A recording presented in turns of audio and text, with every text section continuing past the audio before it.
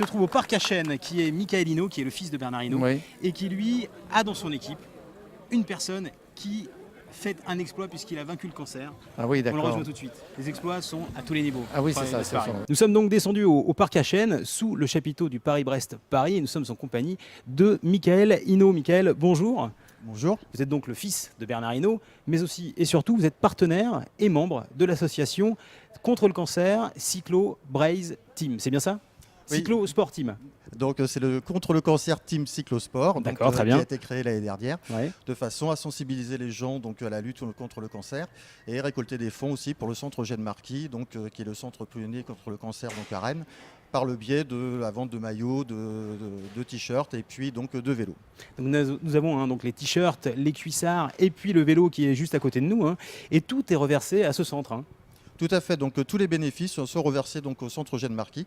Donc tous les ans, il y a donc un chèque qui est remis donc au centre Eugène Marquis donc pour aider donc les chercheurs, l'accueil des familles, donc pour les enfants par exemple, et tout ce genre de choses. Et l'intérêt, c'est que n'importe qui roule, qui fait du vélo, peut s'habiller entièrement à vos couleurs et rouler le dimanche peut-être comme ça, quoi. Tout à fait. C'est donc le but du jeu, en fin de compte, c'était de sensibiliser les gens qui roulent, principalement tous ceux qui font du vélo.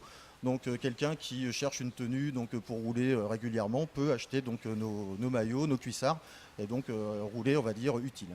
Alors, à noter peut-être la participation et dans l'équipe, vous avez une personne qui a lutté contre le cancer, qui l'a vaincu et qui aujourd'hui participe à la Paris-Brest-Paris, ce qui est assez incroyable. Tout à fait. Donc on a donc Camille Foulin qui est donc qui participe au Paris-Brest-Paris et donc qui a été soigné du cancer il y a une vingtaine d'années et qui aujourd'hui donc participe au Paris-Brest-Paris. Donc voilà, on peut très bien avoir été malade et puis donc soigné et après réaliser un exploit comme faire le Paris-Brest-Paris. Vous savez où il en est là? Vous avez eu des infos? Pas du tout, donc on va attendre le contrôle, le pointage, et puis on va bien voir où il est. Donc on va l'accueillir ce soir, et puis donc on va le soutenir, et puis l'encourager pour qu'il puisse finir dans de bonnes conditions. Merci Mickaël, et puis nous on va aller rejoindre les coureurs, les premiers coureurs à arriver au contrôle, au point de contrôle, rue Yves Collet, à tout de suite. Bonjour, qu'est-ce qui s'est passé a priori? Vous avez eu une crevaison, c'est ça? Oui, j'ai eu une crevaison à la sortie de Carré. Ouais. Donc j'étais dans le premier peloton, et puis personne ne m'a attendu, évidemment. Donc j'ai réparé, j'ai mis 10 minutes à réparer, j'ai gonflé moyennement à 2 ou 3 kilos d'état 8 et puis j'ai fait Carré-Brest tout seul. Ça va être compliqué de rattraper le retard là? Ah bah là oui, je vais plutôt attendre le deuxième peloton, je vais me refaire, peut-être me faire un massage. Donc en plus comme il y a un vent de face pour retourner, c'est pas la peine d'essayer de partir tout seul, quoi. Pourquoi faire la Paris-Brest-Paris? Pour quelle raison? Pour chercher ses limites et quelle satisfaction personnelle, c'est tout. Moi c'est la troisième fois que je le fais.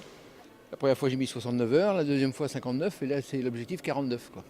Donc vous voyez, j'ai 57 ans, on peut encore s'améliorer à partir du moment où on s'entraîne. L'homme cherche toujours à dépasser ses limites dans quelque sport que ce soit.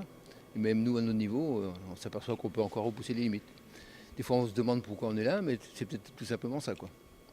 Là vous venez de faire 600 km, vous allez repartir pour 600 km, ça va être très très dur.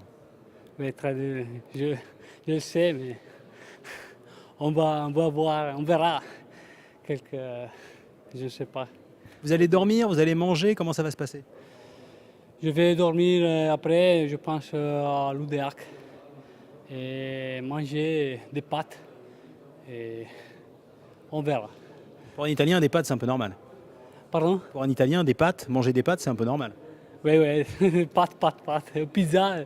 La prochaine Paris-Brest-Paris, c'est dans 4 ans. Alors si vous voulez faire comme ces forçats du bitume, je vous conseille d'enfourcher tout de suite vos vélos parce qu'il faut de l'entraînement pour faire 1200 km, je vous assure. Et puis nous, on se retrouve demain à Douarnenez pour son 34e festival du cinéma. Ciao!